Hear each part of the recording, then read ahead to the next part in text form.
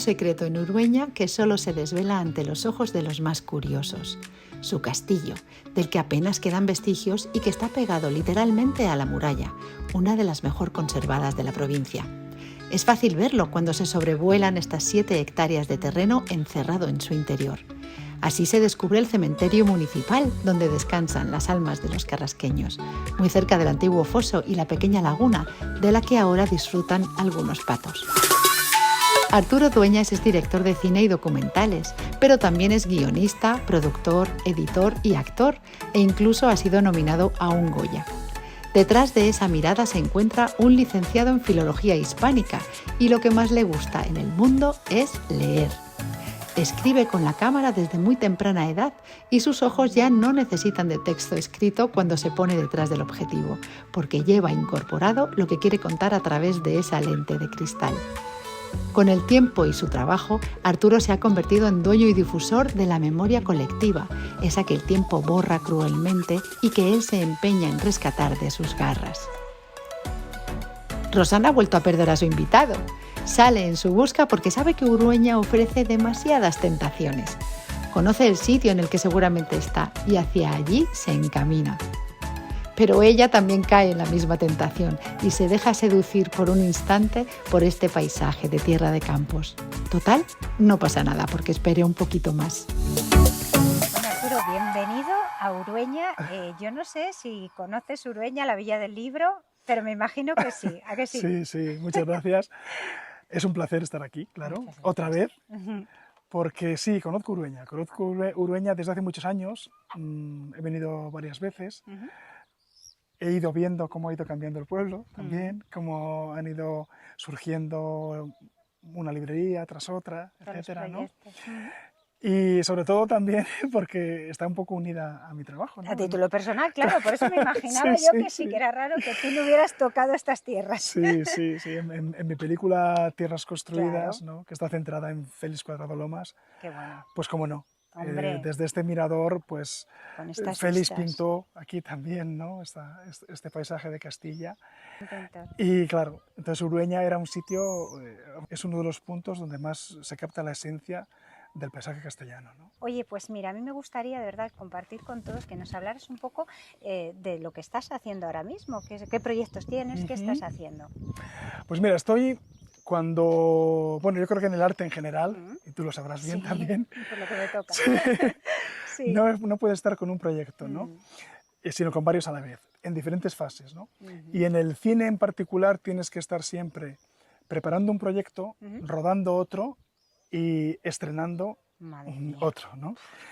¿Por qué esa necesidad de ser memoria? Yo soy de un pueblo, de Esguevillas de Esgueva, un pueblo pequeño. Entonces, un poco la forma de vida que yo conocí cuando era niño a la forma de vida actual no tiene nada que ver, ¿no? Entonces sí he sentido esa necesidad de intentar que esa forma, que ese testimonio de las personas que vivían de esa manera, pues no se pierda, ¿no?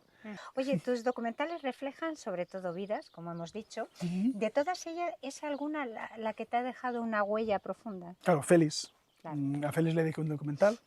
Félix era una persona que se ponía delante de la cámara y aunque no hablara, podías mantener el plano varios minutos y no cansa, porque su propia mirada, su propio aspecto llena la cámara. Oye, hace un par de años te nominaron a los premios Goya, por cierto, te vi en los Goya, por tu cortometraje documental Dagla, Cine y Olvido. ¿Esta mención representó un punto de inflexión en tu carrera? Ser nominado al Goya pues es algo muy difícil. Y en un cortometraje tienes que pasar varias cribas. Hay un comité de selección y tiene que elegirte para proponerte como candidato. Y por fin todos los académicos votan y ya estás como nominado, ¿no? Sí, sí supone un antes y un después, porque ya siempre, incluso cuando escribes un correo dices nominado al Goya. Claro, es como una parte de la firma, ¿no? Que sí. Eres también actor. Si tuvieras que elegir, ¿qué elegirías, delante o detrás de las cámaras? Ostras. Pues sabes una cosa, yo disfruto mucho siendo actor y sufro mucho siendo director. Claro, amigo. Siendo director trasciende mucho más. Más Porque responsabilidad, es tu historia, sobre todo si eres director, no un director contratado, sino que estás dirigiendo y produciendo una historia tuya. Pero oye, háblame de Peralejos. Bueno, pues Peralejos es un pueblo de Guadalajara, un pueblo de la España profunda, que tiene mucho en común con estos pueblos de nuestro Valladolid y de nuestra Castilla. Y me llamó mucho la atención porque Peralejos está unido a un nombre que para mí es como la banda sonora de mi vida, ¿no? Qué que curioso. Es Bruce Springsteen. ¡Hombre! Entonces yo cuando oí una noticia de que había un pueblo que le había nombrado hijo adoptivo y que le iba a proponer el premio Princesa de Asturias, dije, ¿pero qué es esto? Vaya cóctel, ¿no? ¿Qué cóctel, no? O sea, mejor imposible, de explosivo musical. Nada, y me fui para allá, Histórico. empecé a conocer a la gente del pueblo, empezamos a rodar, llevamos un año rodando. Ese pueblo quedó vacío, igual que mi pueblo, Esguevillas de Esgueva. Y de repente escuchas las letras de Bruce Springsteen y está contando lo mismo que ocurría en la América profunda. Fíjate. Que los pueblos Qué quedaban paralelismo, abandonados. ¿verdad? Sí. Y dices, pero ¿cómo puede Bruce Springsteen escribir estas letras? Y parece que ha escrito una canción pensando En Peralejos. en Peralejos o en todos los pueblos de la España vaciada, ¿no? Porque yo sí que le quiero dar no sé, como un matiz universal, ¿no? Que tiene un disco y una canción emblemática que es The River. Hombre, claro. Y Peralejos es el pueblo donde nace el Tajo. Bueno, Arturo, te propongo un plan que no puedes rechazar. Vamos a dejar de lado la adultez, te vas a venir conmigo al mundo de los cuentos y vamos a conocer al niño Arturo. ¿Vamos a vivir la magia? Venga. Venga, acompáñame. Qué bueno. Sí, hombre, sí. Desde luego. ¿Volver a la infancia ahora? Hombre, ¿Ya? pues Bien. sí. Pues sí, Un porque poco de seguro... miedo.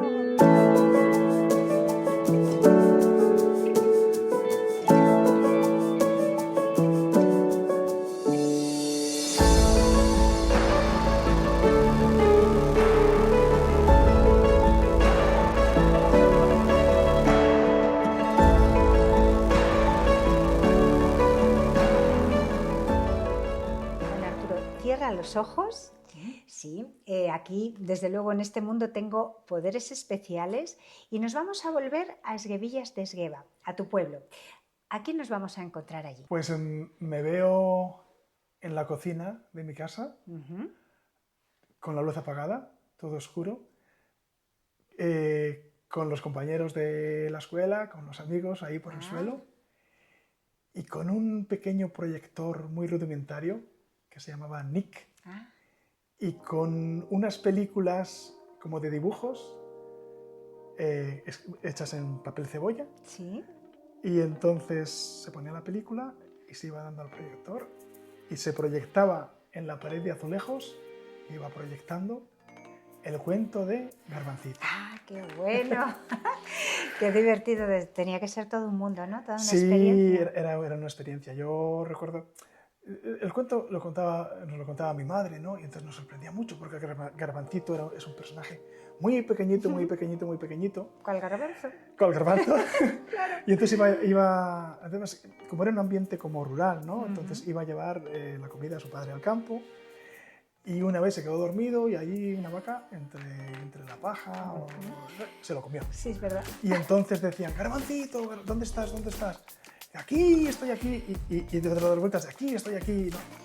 Y entonces tú te pones en esa situación, ¿no? Tus padres buscándote y tú dentro del estómago de la vaca. Claro, a oscuras. Y al final, ¿dónde? Dentro del estómago de la vaca. Y entonces le daban de comer a la vaca y al final salía por su conducta natural y ya salía Garbancito y todos contentos. Y yo me acuerdo en la película, porque eran movimientos alternativos, ¿no? Y estaban el padre y la madre de Garbancito haciendo así con él, agarrado del brazo, clink, clink, y todo felicidad, ¿no? Y todos los compañeros ahí viendo la película y qué bien, ¿no? Y además yo me acuerdo que luego había unos chicles que tenían la historia de la conquista del espacio. Anda. Y entonces, envolviendo el chicle había un cromo transparente de un cohete, etc. Y entonces yo recuerdo poner un cromo detrás de otro, pegarlos con engrudo y hacer con un palo una especie de película. Pero bueno. Lo ponía así en el proyector y lo iba pasando y entonces veíamos la parte de abajo del cohete y la parte de arriba. La parte muy rudimentario y si esto pasaba mucho tiempo con el calor de la bombilla, plaf. Pero bueno. Se despegaba Oye, la película. pero ¿con qué años? Con 7 u 8 años, 7, porque sí, 8 o sea que años. mira, Qué maravilla. me viene. Y luego recuerdo también mucho a mi madre cosiendo, etcétera, y yo leer en voz alta adaptaciones literarias como Miguel Strogoff, Robinson Crusoe, leérselos a mi madre, ¿no? Qué maravilla. Y sí, lo recuerdo mucho. Y luego miré a mi padre de repente con un saco de almendrucos, y estábamos todos los hermanos allí, eso que hay que pelar los almendrucos, la parte verde, claro que cuando sí. está seca, etcétera, ¿no? Sí. Pues allí pelando los almendrucos, etcétera.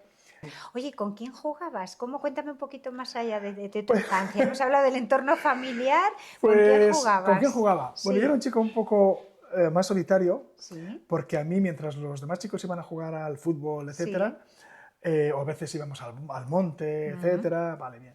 Pero a mí me gustaba mucho quedarme en casa leyendo cuentos. ¡Qué maravilla! Entonces leía cuentos sobre todo el Capitán Trueno, Jabato, etcétera, ¿no? Y luego tenía muchísimos juegos solitarios. Entonces yo me iba al corral y me imaginaba una historia y entonces yo interpretaba los diferentes personajes. Era el capitán de un barco y comenzaba a saltar con una espada y luego venía el pirata y me iba corriendo a la otra punta del corral y era el pirata. Y de repente me veían mis hermanos dando en el corral gritando y hablando y soltando el otro y dije, ¿qué hace? Nada, pues está ahí jugando con sus películas, ¿no? Pero qué bueno, porque de Me alguna gustaba mucho forma... jugar esos juegos solitarios. Disfrutaba muchísimo, ¿no? Bueno, solitarios, pero con mucha Pero con gente, muchos personajes a la vez, claro. sí, Es que casi, bueno, te iba a decir que has tenido una infancia de película, claro, porque tanto personaje, sí, los tanto... personajes y Qué bueno. No había cine en mi pueblo, no había televisión. Claro, lógico. Yo recuerdo que en Entonces- mi casa, hasta que no tenía 13 años, no tuvimos televisión en casa, por ejemplo, ¿no? Sí. Y el cine era, de vez en cuando, llegaban los húngaros, que se decía, o la sección femenina, y ponían claro. cine en el salón de baile, o si no en la plaza, en una sábana. Sí, sí, sí. Y ese es el cine. Yo creo que en un cine no entré hasta que no tuve como 14 años, una cosa así. En un cine. Bueno, pero tú ya te lo inventabas. Tenías toda esa da igual. imagen, ¿no? Pero sobre todo era leer constantemente, ¿no? O sea, aparte de que me hicieran mis películas, no era tanto por el cine que veía, que no era mucho lo que veía, sino por los cuentos de aventuras que leía, ¿no? Claro, y eso bueno, lo trasladaba todo a las imágenes. En esa infancia, oye, ¿cuál era tu plato de comida favorito? Bueno, lo que sí que sí que sé es lo que no me gustaba nada vale, bueno. y que ahora me encanta. ¿Sí? Y es el cocido, porque es que el ¿Que no te cocido era la gustaba? comida diaria. Yo recuerdo que para comer Claro. era sopa y luego el cocido de garbanzos y la Claro. carne, etcétera, porque era una economía, se hacía la matanza, etcétera. Claro. Entonces, Era prácticamente, distinto. excepto el fin de semana, que siempre comíamos una ensaladilla conejo, porque teníamos conejos, teníamos gallinas. O sea, nosotros teníamos gallinas en el corral, conejos, etcétera, entonces tirábamos de lo que teníamos, Claro, ¿no? ¿te gustaba el cole de pequeño? Sí, me gustaba, ¿no? Bueno, yo recuerdo que con otro amigo hablando y él me decía, no, tú de pequeño no querías ir a la escuela porque decías, no quiero ir a la escuela porque me pega el maestro. Antes los maestros... Sí, bueno, sí, gracias, sí, ¿no? sí. Todos sabemos. Y Dilo, entonces que yo no pasa nada. Recuerdo que tenía miedo, ¿no? Porque el maestro te pega cuando... Y por eso tenía miedo a la escuela. Pero luego no, sí, me gustaba ir a la escuela. Me gustaba mucho ir a la escuela. En la escuela había muchos libros. Entonces, en mi pueblo y en mi casa realmente no había... En mi casa no había libros, porque era una casa de agricultores. Los libros son los que se han ido comprando, ¿no? Claro. Después se iban comprando, se vendíamos en la escuela, etcétera. No había cuentos. Entonces yo siempre decía, me acuerdo una vez que el maestro dice, ¿dónde prefieres vivir a los chicos? ¿En un pueblo o en una ciudad? Y cada uno decía una cosa, y yo dije, ¿en una ciudad? ¿Por qué? Digo, porque hay kioscos y puedes comprar cuentos. Claro, buen recurso, claro. Cuentos claro. en el sentido de los tebeos que Sí, contaban, sí, ¿no? sí, Y lo entonces que yo echaba de fuera. menos, todos los cuentos que llegaban al pueblo los había leído todos. Todos. En cuanto llegaba alguien, te enterabas de que alguien había estado el padre de algún chico en la ciudad y había traído un cuento, ya estabas en su casa, déjame el cuento Déjame. para leerlo. Entonces, Bueno, pero qué maravilloso es. Sí, Es que sí. criarte ya no solamente entre libros, sino que improvisar tus historias y que te apasionaran de esa forma los cuentos, claro, luego te han marcado en tu vida también. Sí. Daniela. ¿Qué profesores recuerdas y por qué? Bueno, en el pueblo no había profesores, había un maestro. Claro, el señor maestro, don, Claro. como el médico, don Sí, y don. sí. ¿eh? Entonces había un maestro Sí. y luego estábamos separados, niños y niñas. Claro. Pues había, eran más numerosas las niñas que los niños en el pueblo, porque Anda. había como 2 escuelas de niñas. Sí, es verdad, son las escuelas. Más jóvenes, un poco más mayores, y había 2 maestras, y luego todos los niños estábamos en una sala, Sí. los más pequeños en las mesas de adelante, y según ibas pasando los cursos en las mesas de atrás. Anda. Entonces había un maestro, y a determinada hora ibas a dar la lección, te ponías alrededor de la mesa, dabas la lección, luego venían los de tercero, luego venían los de cuarto, Fíjate, etcétera, ¿no? o sea, en Estábamos el mismo aula. Todos en la misma aula, porque Anda. no... Claro, éramos hombre, 40, 50 chicos. Yo recuerdo que en la cartera lo que llevábamos era una pizarra que la mía tenía un borde de plástico y la de mi hermano mayor tenía de madera. Entonces yo me sentía muy feliz porque era plástico, que era mucho más moderno. Un material moderno, un plástico azul, ese era el borde de la pizarra. ¿Sí? Llevamos unos pizarrines que eran redonditos, así como grises, y un trapo. Y entonces íbamos a hacer las cuentas, entonces hacías las cuentas, borrabas, hacías las cuentas, borrabas. Ese era mi primer material escolar. Y luego un vaso de zinc donde tenías un poco de colacao y azúcar, porque en el recreo pasabas y te daban la leche en polvo. ¡Anda! Entonces eran unas ollas tremendas que cada semana se calentaban en la casa de una persona. Sí. Y luego lo calentábamos en una fábrica de quesos que había allí en Esguevillas, que era Flor de Esgueva, lo que luego Claro, fue hombre, Flor de Esgueva, ¿cómo no? Una fábrica que fue la primera que trabajaban las mujeres en algo de que no quesos fuera campo, más ricos. ¿no? Sí. Oye, pues se calentaba ahí el agua ¿sí? y entonces se echaba la leche en polvo de los americanos y salíamos al recreo todos los niños con el vaso, y nos echaban la leche en polvo. Que me ha encantado a mí lo de la pizarra, me ha encantado, porque eso, ahora ya con lo de las tablets y eso, pero eso de borrar, de hacer cuentas, es que era la tablet, la abuela es de las tablets, los abuelos de las tablets. Sí, es qué que igual una tablet. Sí, me encanta. Además es que es eso, que además se fomentaba, me imagino también, tú no sabes que cuando haces las cuentas ya recurrimos al móvil y que para todo necesitamos calculadora y antes no, te ponías el lápiz aquí y ya está. Sí, así es. Y la tabla de multiplicar, yo me acuerdo que en la pizarra estaban puestos los días de la semana, las letras del alfabeto y ahí la tabla de multiplicar, etcétera, constantemente, los mapas. Todo. Oye, ¿y recuerdas cómo eran esas vacaciones del cole? Hombre, las vacaciones eran sensacionales, porque nos íbamos, no había piscinas, entonces nos íbamos al río, a la Esgueva. Claro, en la Esgueva. Entonces siempre había al lado del puente algún tojo, que se llamaba, que era un sitio donde había un poco más agua y allí es donde te bañabas, ¿no? Y luego estabas con la bicicleta todo el tiempo. Hombre, claro. Asfaltaron el pueblo y aquello fue una maravilla. Sí. O sea, cuando primero metieron el agua en el pueblo, ¿no? Pues era como si fueran trincheras. Estaban todas las calles del pueblo llenas de zanjas. Entonces, ¿cómo jugábamos a la guerra entre aquellas zanjas, ¿no? Yo recuerdo que una vez me metía cuando canalizaron, ¿no? ¿Sí? Yo decía a mi hermano pequeño, mira, me voy a meter por aquí y voy a salir por allá, ¿no? Y me metía por algún sitio y salía, ¿no? Lo pasábamos muy bien. Y luego, cuando después asfaltaron, bueno, tuvo que el alcalde llamar a todos los padres y decir, por favor, que los chicos tengan cuidado, que paren ya. Porque hacíamos carreras por el pueblo y las personas no se sentían seguras andando por las calles. Pues estábamos los chicos, claro, para un chico que ha estado con unas calles de piedra, con la bici, de repente que las calles se asfaltaran, era como si fuera una pista de Fórmula 1, no sé qué. Y entonces estábamos con las bicis a toda velocidad por el pueblo. Y entonces el alcalde tuvo que llamar a los padres, de hacer un bando, nos riñeron mucho los padres, que había que respetar las calles del pueblo. Y así lo recuerdan bien. Sí. Atropellábamos a la gente, pero unos niños de repente poder correr. Cemento para no parar. Sí. Pero cuando te ibas de vacaciones, ¿te ibas a algún sitio en especial? No íbamos de vacaciones. Ese concepto de ir de vacaciones es que... Ay, sí, explícamelo, me gusta. No lo he tenido nunca. Vamos a ver, yo en el pueblo, pues las vacaciones era el estar en el pueblo sin clase. Te ibas al monte, pero era esto, ¿no? Después en el colegio las vacaciones eran importantes, pero luego todas las personas que éramos de los pueblos, más o menos cuando tenías 11 años ibas al colegio, a un internado, y ahí sí que decías que lleguen las vacaciones para ir a ver a tu familia, para estar en tu casa. Entonces tus vacaciones era ir al pueblo tuyo, ¿no? Del colegio. Arturo, ¿y en esa infancia, antes de llegar a la adolescencia, te enamoraste? Cuéntame. Pues fíjate, sí, recuerdo una vecina que era de Valladolid, que venía, y nos hicimos novios. Y entonces íbamos a la calle y entonces nos fuimos, recuerdo, que nos fuimos por todas las casas de los vecinos de la mano diciendo que nos íbamos a casar, Y además decíamos, y nuestro primer hijo va a ser mi hermano pequeño. ¿Pero qué dices? ¿Ya le colocaste? Ya le colocamos. Y entonces, claro, se reían pero tanto no de se nosotros. van a reír, a ver. Entonces íbamos ya de la mano como diciendo... Todo serio, sí. Todos serios, ¿no? Pero es que fuimos persona. llamando a las casas para comunicárselo a todos los vecinos de la calle.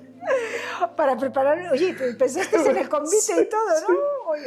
Oye, que me has hablado de que ibais por las puertas diciendo que erais novios, pero ¿cómo se llamaba la novia? Margo se llamaba. Margo. Ah, pues sí. qué nombre más bonito Sí, también. sí, es verdad, es verdad. Pero qué bonito, divertido. qué divertido sobre todo y qué ingenio llamar por las puertas. Eso es lo más, vamos, madre mía. Sí. Oye, ¿recuerdas tu infancia como una etapa feliz de tu vida? Sí, la infancia en el pueblo, toda esa experiencia, también disfrutaba mucho jugando, esa vida rural, ¿no? Disfrutaba mucho con eso, pero luego todavía más leyendo y metiéndome en los tebeos, en los cuentos. Podía estar horas y horas y horas y era muy, muy feliz. ¿Te reconoces en la frase de Rilke, la infancia es la patria del hombre?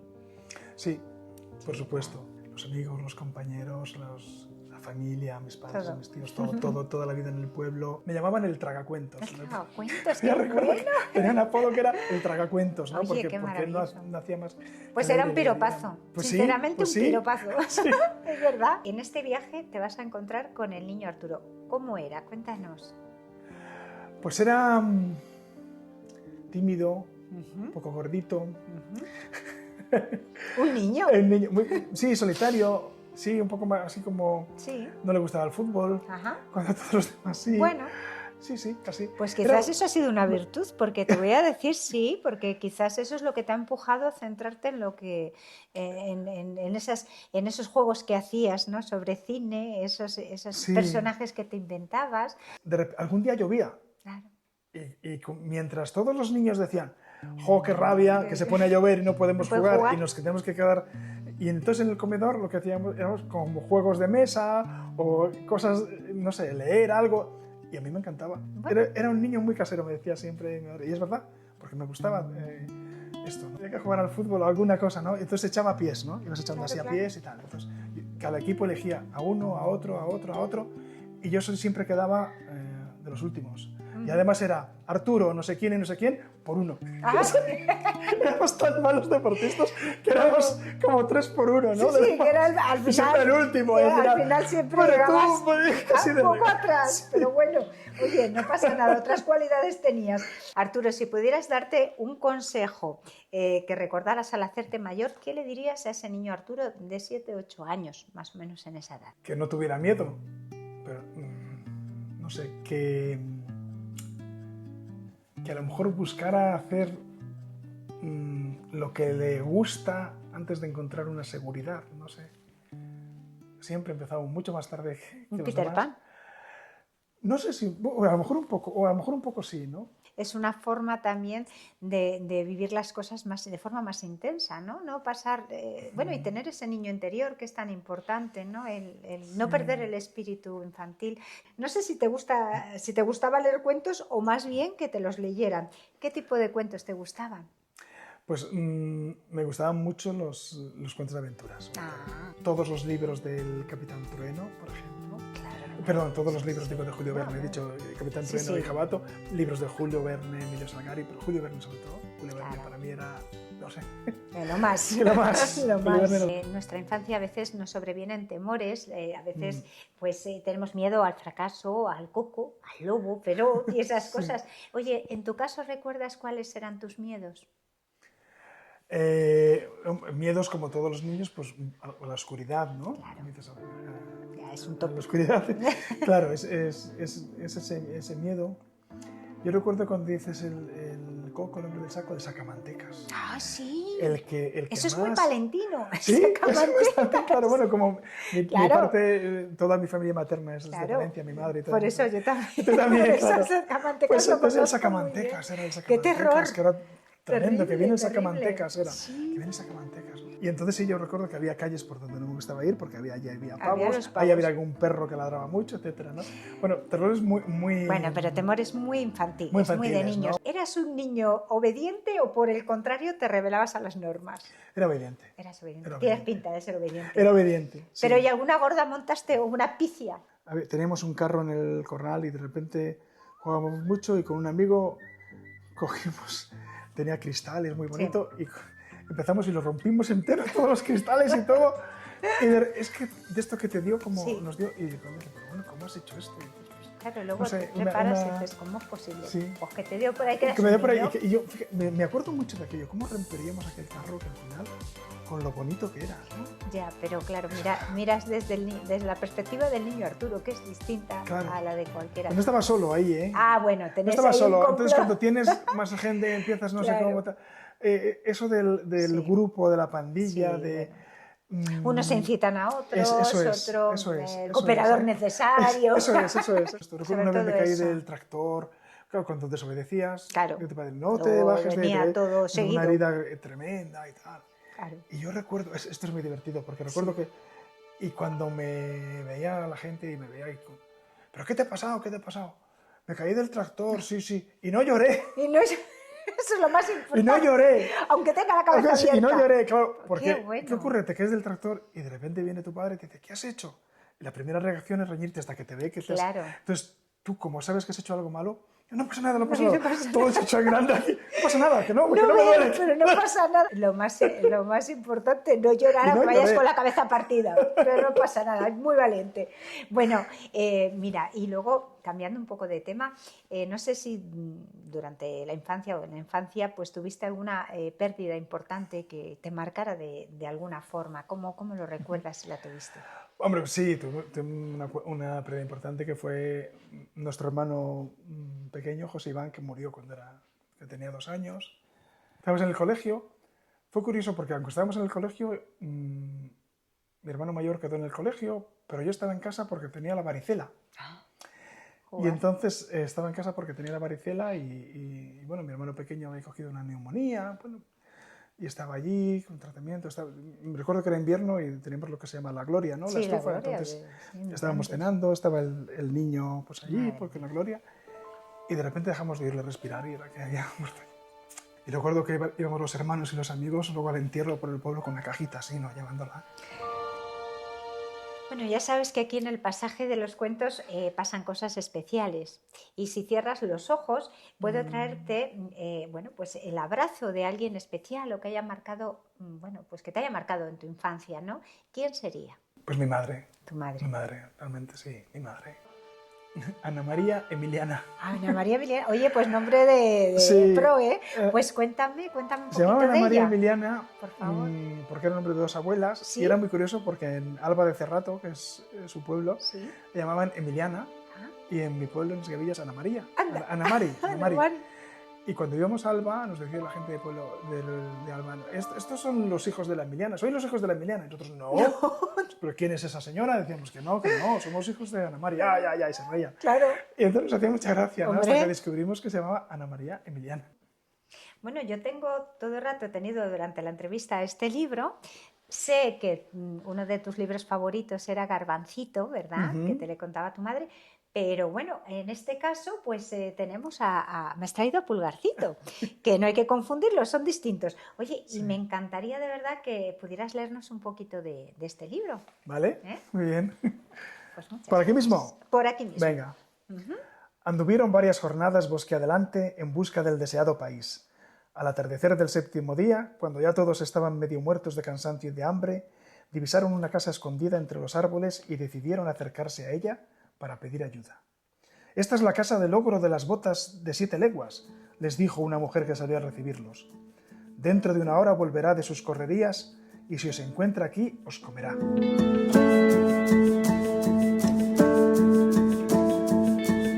Bueno, Arturo, ha sido un placer tenerte con nosotros y mira, yo te voy a hacer una cosita, que cuando te vayas y atravieses esa puerta, que no dejes al niño Arturo aquí. Descuida, que lo llevaré siempre conmigo.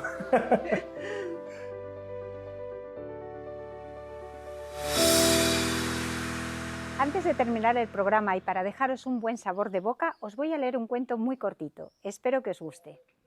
Ceferino. El tímido Ceferino vivía con su pollino Perico. Era solterón y casarse bien quisiera, pero jamás se atreviera a hacer la declaración. Se prendó de una doncella honesta, cendosa y bella, pero en vano la rondó. «Ayúdame tú, Perico», le suplicó a su borrico, «que eres más listo que yo». Y el tímido Ceferino le encomendó a su pollino hacer la declaración. Un rebuzno formidable, tremendo, horrible, espantable, que al buen Ceferino valió un bofetón. Desdichado Ceferino, solo ya con su pollino y en tan triste situación, se marchó al desierto helado y en él vive confinado. Ceferino, el solterón.